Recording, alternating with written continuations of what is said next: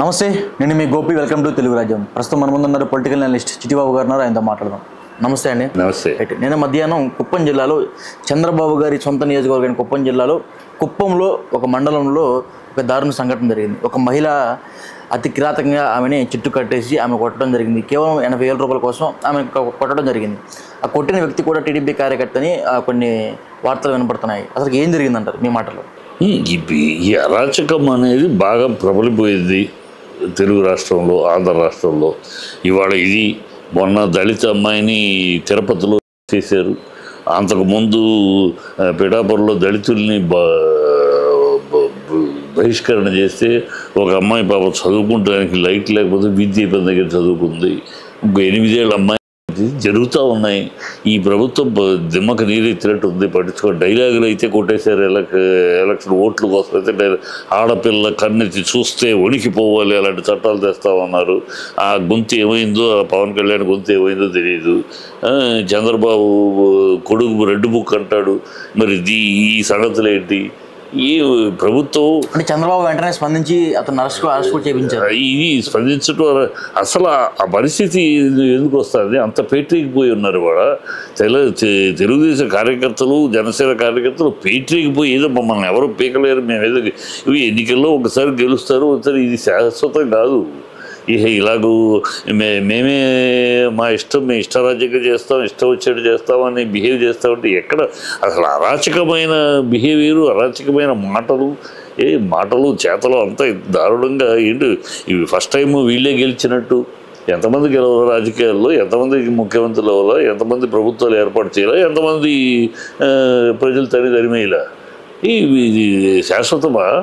ఎంత పేటరీకిపోయి మా చేస్తున్నా నాకు అర్థం కావట్లేదు. అసలు ప్రతి విషయంలోనూ ఇలాగ ఉంది ప్రభుత్వం. ఏ విషయం? ప్రతి విషయం అంటే ఏ విషయం? అదే అమ్మాయిల విషయంలో కొన్ని సంఘటనలు జరుగుతూనే ఉంటాయి. దానికి ప్రతిదానికి సీఎం బాధ్యుడే కాదు కదా. సీఎం బాధ్యుడు, ప్రభుత్వం బాధ్యుడు. ప్రభుత్వం అంటే ఎవరు? ప్రభుత్వం అంటే సీఎం బాధ్యుడు అంటే ప్రతిదానికి ప్రభుత్వమే బాధ్యత వహించాలి. ప్రభుత్వమే బాధ్యత వహించాలి. స్ట్రింజెంట్ ఇప్పుడు ఆ తిరుపతిలో రేప్ చేసినప్పుడు ఏం యాక్షన్ తీసుకున్నారు? ఏం స్ట్రాంగ్ యాక్షన్ తీసుకున్నారు? అతను జైలుకి పంపించారు కదా. జైలు పంపించిన ఒట్టి అరెస్ట్ చేసి జైలు పంపించి అది అన్నీ చేస్తూ ఉంటారు. మళ్ళీ అలాంటిది రాకుండా చట్టం అంటే ఏం చేస్తారు మీరు? ఏమన్నారు? ఇలాంటి దృఢమైన చట్టాలు తీసుకొస్తామన్నారు. ఏం చట్టం తీసుకొచ్చారంటాను? ఏమి చట్టం తీసుకొచ్చారు? పాతయే ఉన్నాయి. ఇంకా వాటిని మీరు విమర్శించారు. ఇప్పుడు ఆ చట్టమే వాడుతున్నారు. ఆ చట్టం సరిపోదు అన్నారు. సరిపోదు, ఇంకేదో తీసుకొస్తాం. పవన్ కళ్యాణ్ మీరే విన్నారు కదా, పవన్ కళ్యాణ్ ఎంత గట్టి మాటలు మాట్లాడాడు. మీరు తిప్పి చివరికి మళ్ళీ పవన్ కళ్యాణ్ పేరుంది.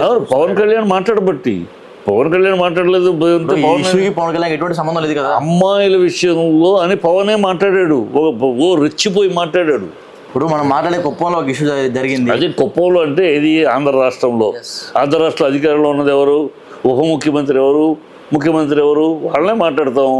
ఇంకా బయట ఊరోళ్ళని మాట్లాడతామా ఏంటి? అధికారంలో ఉన్న వాళ్ళని మాట్లాడుకుంటే ఎవరి గురించి మాట్లాడాలి? అధికారంలో ఉన్న వాళ్ళు మాట్లాడు. మీ నోటేమంటే మీరు మాట్లాడే మాటలు ఇవాళ జరుగుతున్నది ఏంటి? మీరు ఏం చేశారు?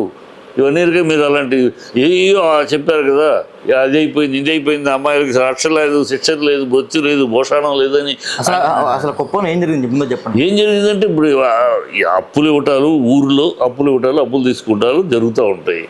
అప్పు ఇవ్వనంత మాత్రాన వెళ్ళి చెట్టు కట్టేసి, ఎంత అమానుషంగా చెట్టు కట్టేసి అమ్మాయి చెప్తూ ఉంటే మొహం మీద కొట్టి, మొహాన్ని గిచ్చి రక్కి ఇది చేస్తూ ఉంటే అది తెలుగుదేశం కార్యకర్త అంటూ ఉంటే ఎట్టా అసలు? అంటే తెలుగుదేశం కార్యకర్త ఇప్పుడు అయినా కదా అరెస్ట్ చేయడం, కేసు పెట్టడం అది కాదు. అంటే వాళ్ళ మైండ్ సెట్ ఎలా తయారైంది అనేది చూడాలి. ఇక్కడ మైండ్ సెట్ తెలుగుదేశం కార్యకర్తలు, ఈ కూటమి ప్రభుత్వ కార్యకర్తలు ఎలా తయారయ్యారంటే మమ్మల్ని ఎవడే పీకుతాడు, మా ఇష్టం వచ్చేట్టు చేస్తాం, మా ఇష్టం వచ్చే రీతిలో మేము ప్రవర్తిస్తాం, మమ్మల్ని పీకేది ఎవడు అన్నట్టు ఉంది. ఇది మారాలి. ఇది కారణం కేవలం ఎక్కడ కనపడలేదు. ఎందుకు కనపడలేదు? మీరు చూస్తే కనపడుతుంది. పేపర్ చదువుతూ ఉంటే తెలుస్తుంది. పేపర్ చదువుతూ ఉంటే జరిగిన ఇన్సిడెంట్స్ చదువుతూ ఉంటే లిస్ట్ 108 మంది అమ్మాయిలు ఇప్పటికీ అలర్ట్ చేయబడ్డారు, రేప్ చేయబడ్డారు. 108 లిస్ట్ కావాలంటే చూసుకో. ఇవన్నీ ఊరిని చెప్పద్దు, జరుగుతున్నాయి, స్పందించాలి. ఎందుకు పవన్ అంటున్నానంటే పవన్ కళ్యాణే మాట్లాడాడు. 32,000 అమ్మాయిలు మిస్ అయిపోయిందని చెప్పింది పవన్ కళ్యాణే. ఆడవాళ్ళు ఇంకా కన్నెత్తి చూస్తే ఉడికిపోవాలి అలాంటి చట్టం తీసుకొస్తారా అన్నది పవనే. అందుకని పవన్ కళ్యాణ్ మాట్లాడాలి. అదే పవన్ గురించి మాట్లాడిన అవసరం ఏముంది? అతను అధికారంలో ఉన్నాడు, తను చెప్పాడు, చెప్పి అధికారంలోకి వచ్చాడు. వచ్చినాక ఇలా జరుగుతాయి. వచ్చి 108 జరిగింది. ఇప్పటికి ఎక్కడైనా స్పందించారా? అమ్మాయిని మిస్ కాలేదంటారా అంతమంది? కాలేదు, పార్లమెంట్లో తేల్చి చెప్పారు కదా. ఇంకెవరో నేను చెప్పడం పార్లమెంట్లో బండి సంజయ్ హోమ్ మినిస్టర్ హోదాలో పార్లమెంట్లో 2014 ఈ ప్రశ్న అడిగితే 2014 నుంచి 2024 దాకా లిస్టు మొత్తం ఇచ్చి ఎంతమంది మిస్ అయ్యారు, ఎంతమంది రికవర్ అయ్యారు, ఇంకెంతమంది అవ్వాలి, దాదాపు ఇంకా 700 మంది దాకా రికవర్ అవుతుంది. ఇందులో కూడా కొంతమంది వాళ్ళు వచ్చేసి కూడా కుటుంబ గౌరవం కోసం బయట చెప్పుకోరు. అయినా ఇందులో ఎంతమంది ఆంధ్రాకి సంబంధించిన వాళ్ళు ఉన్నారని మళ్ళీ అనుబంధ ప్రశ్న వేసారు పార్లమెంట్లో. ఆంధ్రాకి సంబంధించిన వాళ్ళు అంతమంది లేరు, ఉన్నారు, కొంతమంది ఉన్నారు. కానీ ఈ 32,000 మరి 32,000 మరి అన్నారు కదా అని అడిగితే దానికి కూడా బండి సంజయ్ సమాధానం అది కేవలం ఎన్నికల కోసం వాడిన ఒక ఊత పదం అని కూడా చెప్పాడు. ఇంత ఓపెన్గా పార్లమెంట్లో చెప్పారు. ఈయన మరి ఎవరో నాకు సీక్రెట్ ఆఫీసర్ చెప్పాడన్న ఆఫీసర్ పేరు ఇంతవరకు 100 మాటలు అడిగాం. ఆయన ఆఫీసర్ ఎవడు చెప్పి ఇలాంటి అబద్ధాన్ని ఇచ్చి ఆంధ్ర రాష్ట్ర పరువు తీసి ఆంధ్ర రాష్ట్రంలో పిల్లల్ని ఇవ్వాలంటే భయపడిపోయే పరిస్థితి పరువు తీసేసేది ఆ ఆఫీసర్ ఎవడు చెప్పమంటే మరి చెప్పడం ఇంతవరకు. సో ఇవన్నీ జరుగుతాయి, ఇంకా జరుగుతాయి. ఎందుకంటే వీళ్ళ ధోరణి అలా ఉంది. అందుకని ఒక కుప్పంలో జరిగింది ఒకదాని గురించి కాదు, ఇంకా జరుగుతాయి, ఇంతకుముందు జరిగినాయి, ఇంకా జరుగుతాయి. ఎందుకంటే వీళ్ళ ధోరణి అలా తయారైంది. మేము ఏమైనా చేస్తాం, ఏం చేసుకుంటారో చేసుకోండి. ఏదైనా అంటే ఇమీడియట్గా డిబేట్లు పెట్టి గత ప్రభుత్వంలో జరగలేదా, గత రాజ్యంలో జరగలేదా, గత అధికారంలో ఉన్నప్పుడు గతంలో జరిగింది చూపించేసి ఎస్కేప్ అవుతానంటే గతంలో జరిగింది. అందుకనే ప్రజలు వాళ్ళని కూర్చోబెట్టారు. గతంలో జరగలేదా, ప్రధానికి గతంలో జరగలేదా, గతాన్ని చూపించేసేసి గత ప్రభుత్వాన్ని చూపించేసి జగన్ చూపించేసి వేలు చూపించేసి ఎస్కేప్ అవుతామంటే ఎట్లా? అదొక పద్ధతిగా పెట్టుకున్నారు. ఇది జరగనే గతం అయిపోయి సంవత్సరం అయిపోయింది. వాళ్ళు కూర్చోబెట్టారు, మేము అధికారం ఇచ్చారు, మీరు కదా చేయాలి. ఇప్పుడు మీరు చేయాల్సింది పోయి ప్రధానికి ఇప్పుడు చూడు రేపు వీటికి కూడా అదే అంటారు డిబేట్లో. వీళ్ళ ఛానల్స్లో డిబేట్ పెట్టి గతంలో ఇంతకన్నా దారుణాలు జరిగినాయి, ఇది ఒకటే అడబ ఇక్కడ జరుగుతున్న గతంలో ఇంతకన్నా దారుణాలు జరిగినాయి అని చెప్తారు. గతంలో జరిగినాయి గతాన్ని చూపిస్తూ కాలం గడిపేయకూడదు కదా. ఇప్పుడు మీరేం చేసి ఈ ప్రభుత్వం చాలా అరాచకమైన ప్రభుత్వం, వీళ్ళకి వేరే ఎజెండా ఉంది. క్లియర్గా మీకు తెలుసుకోవాల్సింది ఏంటంటే ఈ ప్రభుత్వానికి కూడా ప్రభుత్వానికి అజెండా వేరు. ఏంటి ఎజెండా? ముగ్గురికి 3 రకాల ఎజెండాలు ఉన్నాయి. వీళ్ళకి ప్రజల ఎజెండా లేదు. మనం ఇచ్చిన ప్రామిస్లు ఏంటి, మనం ఏ వాగ్దానం ఇస్తే ప్రజలు నమ్మి మన ప్రజల ఎజెండా లేకపోతే సూపర్ 6 పథకాలు అన్నీ ఇచ్చేసేది. అంటానికి ఆయనకి సిగ్గు లేదు. మీరు దాని గురించి మాట్లాడారు. అడుగుతున్నా సార్, వాయిస్ ఏమి ఇచ్చాడు ఆయన? 6 ఫ్రీ బస్ ఇచ్చేసాడా? 18,000 ఏళ్ళు దాటిన వాళ్ళకి 1,500 ఇచ్చేసాడా? ఇంటికి ఎంతమంది ఉంటే అంతమంది. చంద్రబాబు గారు ఎందుకని ఉంటారు? ఎందుకు ఆయన అంటాడు? దానికి మొబైల్ ఫోన్ కూడా కనిపెట్టింది నేనే అనలా, ఆయన హైదరాబాద్ని కట్టిందే నేను అట్లా ఆయన అంటాడు. మీకు ఆధారాలు చూపించు, చెప్పండి. ఇప్పుడు 60 గవర్నమెంట్ స్కూల్స్లో చదివే వాళ్ళకి, ఇది ప్రైవేట్ స్కూల్స్లో చదివే వాళ్ళకి లేదు, ఇంకేదో ఉంటే లేదు. అన్నీ కట్ చేసి 67,000 మందిని మీరే లెక్క వీళ్ళే లెక్క వీళ్ళ గత ప్రభుత్వం వీళ్ళే లెక్క చెప్పారు 67 లక్షల మంది ఉన్నారని. అంతమంది ఉంటే అంతమంది అందరికి ఇచ్చేసారు. ఇవ్వలా అందరికి ఇవ్వలా. అది మీరు కనుక్కోవాలి. మీరు ఊరినే ఇచ్చేసారు ఆయన చెప్పగానే అది వేదంలాగా చూసి కనుక్కోండి. ఊర్లో వెళ్ళి కనుక్కుంటే మేము కనుక్కుంటున్నాం.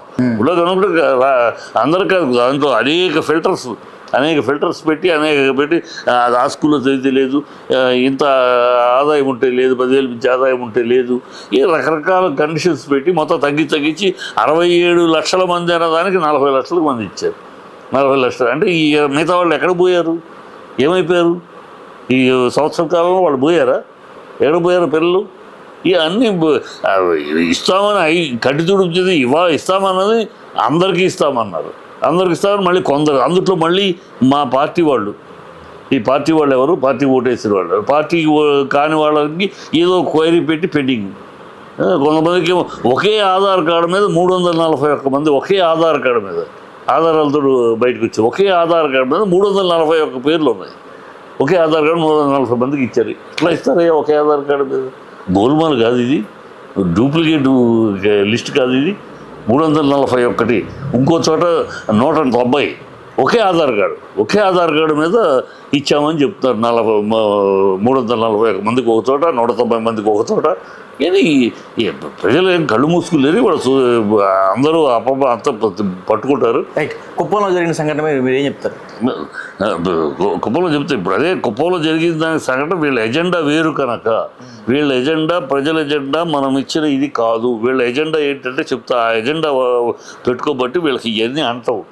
ఎజెండా ఏంటి?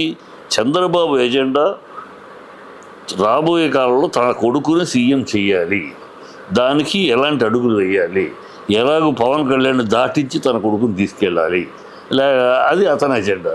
అది తప్ప కొడుకుని చేసుకోవాలని ఏ తండ్రి అనుకుంటాడు, దాంట్లో తప్పే ఉందా అనొచ్చు, కరెక్టే అనుకుంటాడు. అది అతని అజెండా. ఇప్పుడు ఎందుకంటే పవన్ కళ్యాణ్ అడ్డుగా నిలబడుకున్నాడు. ప్రజలు రేపు పవన్ కళ్యాణ్ సీఎం అని కొన్ని చోట్ల అయితే నేను ఏదో పిల్లాడిని అడిగితే సీఎంఏ పవన్ కళ్యాణ్ అని చెబుతున్నాడు. Chandrababu Telangana CM, Pawan Kalyan Andhra CM. అంత లెవెల్లో వాళ్ళ జనసేన వాళ్ళు నొక్కించుకోవడం, రేపటి సీఎం అని ఇవాళ సీఎం అని. సో పవన్ని దాటించుకుని తన కొడుకుని తీసుకెళ్ళి, ఇది ఇతని అజెండా. పవన్ కళ్యాణ్ అజెండా ఏంటి? చంద్రబాబు పక్కన ఉంటే నేను ఎప్పటికీ సీఎం కాలేను, చంద్రబాబు తన కొడుకునే చేస్తాడు కానీ నన్ను చేయడు ఖచ్చితంగా. సో కనుక నెక్స్ట్ ఎలక్షన్ అప్పుడు నేను చంద్రబాబుకు జై అన్నట్టు రేపు లోకేష్కి కూడా జై అంటే ప్రజలు నన్ను నవ్వుతారు. కనుక నేను బయటికి రావాలంటే ఎలా రావాలి? బయటికి రావాలంటే ఊరినే ఏదో గొడవ పెట్టుకుని వచ్చేస్తే కాదు. సో ప్రభుత్వం ఎంత బదనామైతే అతనికి అంత సంతోషం. అందుకని దీనికి స్పందించడు. ప్రభుత్వం బదనాం అవుతూ ఉంటే, ఇది జరుగుతూ ఉంటే రేపు పొద్దున్నే ప్రభుత్వం నేను లోపల ఉండి ఏమీ చేయలేకపోతున్నాను, అందుకని నేను కూటమి నుంచి బయటకు వస్తున్నాను, ఈ ప్రజలకు చేయడం, ప్రజలకు ఏదో చేద్దాం అనుకున్నాను, ఏమీ చేయలేకపోతున్నాను, ఇక్కడ అన్ని రకాల ఉన్నాయి, ప్రభుత్వంలో ఇంత బదనాం అవుతుంది, ప్రభుత్వం అన్ని తప్పులు చేస్తుంది, నేనేమి మధ్యలో అందుకని లోపల ఉండటం కన్నా నేను బయటకు వచ్చేస్తాను, రేపు ఇప్పుడు మంచి టైం చూసి బయటకు వచ్చేస్తాడు. బయట రావడానికి ఏర్పాటు. అపశకునం కాదు, అది ఎజెండా.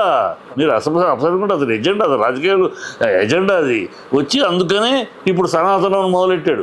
సనాతనం నిన్నటిదాకా సనాతనం తిట్టినవాడు, హిందువులే మత కలవల కారకులు అన్నవాడు, తన క్రిస్టియను, తన బ్యాప్టిజం తీసుకున్నాను, నా పెళ్ళాం క్రిస్టియను, నా పిల్లలు క్రిస్టియను, మా నాన్న దీపారాధనలో సిగరెట్లు ఇచ్చుకుంటాడు, నాకు జ్వరం వస్తే మా నాన్న యేసుప్రభువుకు ప్రార్థించాడు, నా కొడుకు జ్వరం వస్తే నేను మేరీ మాతకు ప్రార్థన చేసి ఇన్ని మాట్లాడినవాడు ఇవాళ సనాతనం సడన్గా ఎందుకు అంటున్నాడు? సనాతనం 3 పెళ్లి చేసుకోరు, సనాతనం వేరే మతస్థులను పెళ్లి చేసుకోరు, మరి సనాతనం ఎందుకు అంటున్నాడు?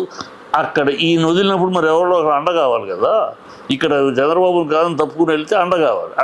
అందుకని బీజేపీని ఆర్ఎస్ఎస్ని పక్కన పెడితే టాపిక్ ఏంటంటే టాపిక్కి సంబంధించి లేదు, పార్టీకి సంబంధించి చెప్తున్నా. పొలిటికల్ కుప్పంలో ఒక మహిళ మీద ఇది పొలిటికలే.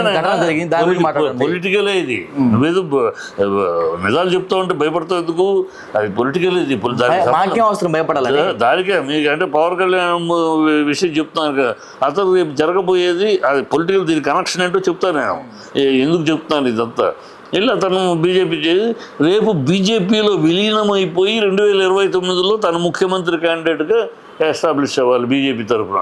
బీజేపీలో పార్ట్నర్గా ఉంటే బీజేపీ ఒప్పుకోదు, వాళ్ళే సీఎం అంటారు. అందుకని బీజేపీలోనే పార్టీని విలీనం చేసేసి వాళ్ళ అన్నయ్యలాగా విలీనం చేసేసి, వాళ్ళ అన్నయ్య కాంగ్రెస్లో విలీనం చేసి మంత్రి ఎలా అయ్యాడో అలాగే దీంట్లో విలీనం చేసి ముఖ్యమంత్రి అవ్వాలి. అది అతని ఎజెండా. బీజేపీ ఎజెండా ఏంటి? నోరెక్కడనే పుతుందా బీజేపీ? ఎందుకంటే బీజేపీ సైలెంట్గా ఉంది. చంద్రబాబును తొక్కేయటానికి, చంద్రబాబుతో కలిసి ఉన్నారు కానీ చంద్రబాబును తొక్కేయాలంటే పవన్ కళ్యాణ్ మన వైపు లాక్కుంటే, పవన్ కళ్యాణ్ మనము బీజేపీలో చేరిపోతే సీఎం క్యాండిడేట్ మనకు లేరు, బీజేపీకి లేరు CM candidate. So Pawan CM క్యాండిడేట్గా పెట్టి మనం నెక్స్ట్ ఎలక్షన్స్లో ఆంధ్రప్రదేశ్ని లాక్కోవాలి. చంద్రబాబు పడిపోతాడు ఎలాగో, లేక ఒంటరిగా అయితే ఎప్పుడు గెలిచినోడు కాదు. నెక్స్ట్ ఎలక్షన్ అతను ఒంటరిగా నుంచి చేస్తే మనం వెళ్ళిపోవచ్చు. ఇది ఈ ఎజెండాలు ఉండబట్టి వాళ్ళకి ఇవన్నీ పట్టింపు రావు. వాళ్ళకి ప్రజల సమస్యలు కానీ ఇంకోటి కానీ వాళ్ళు పట్టించుకోరు. ఎవరి కాన్సన్ట్రేషన్ వేరు, వాళ్ళ కాన్సన్ట్రేషన్, వాళ్ళ ఎయిము, వాళ్ళ దృష్టి, దృక్పథం వాళ్ళది ఇవన్నీ వేరు. కనుక ఇవన్నీ వాళ్ళకి అంటవు. అంటావు. అందుకని అంటావు కనుకే జరుగుతూ ఉంటాయి, ఇంకా ఇంకా జరుగుతాయి, ఇంకా దారుణాలు జరిగే అవకాశాలు ఎక్కువ ఉన్నాయి. ఎందుకంటే వాళ్ళు పట్టించుకునే పరిస్థితిలో లేరు. వాళ్ళ ఎజెండాలు వాళ్ళవి. ఈ ఎజెండాలు ఎప్పుడైతే ఎప్పుడైతే అధిష్ట ముఖ్యులు ఎవరైతే ప్రభుత్వంలోని ముఖ్యులు ఎప్పుడైతే ఈ వాళ్ళ సొంత అజెండాల మీద ప్రయాణిస్తున్నారో ఈ కార్యకర్తలు మిగతా పార్టీలు అలాగే ఉంటాయి. రైట్. ఇలా ఇది వాస్తవం. ఒక టీడీపీ అని కాదు, ఏ పార్టీ అయినా ములాయం సింగ్ పరిస్థితుల్లో జరగలేదు. అఖిలేష్ యాదవ్ తిరుగుతూ ఉంటే మరి పార్టీ ఏమైంది? అట్లాగే మమతా బెనర్జీ చేయట్లేదు. మమతా ఎప్పుడైనా నాయకులు హెడ్లు ఇర్రెస్పాన్సిబుల్గా వాళ్ళు ఉంటారో కార్యకర్తలు మమతా బెనర్జీ దగ్గర ఎందుకు గొడవలు జరుగుతున్నాయి, వెస్ట్ బెంగాల్ ఎప్పుడు ఎందుకు గొడవలు జరుగుతాయి, ఎందుకు రేపులు జరుగుతున్నాయి, ఎందుకు మర్డర్లు జరుగుతున్నాయి? అందుకే ఎప్పుడైతే ఆవిడ ఎజెండా వేరుగా ఉంది కనుక, ఆవిడ ఎజెండా ప్రజల ఎజెండా కాకుండా వేరే ఎజెండా ఉంది కనుక జరుగుతుంది. అది చెప్తున్నా.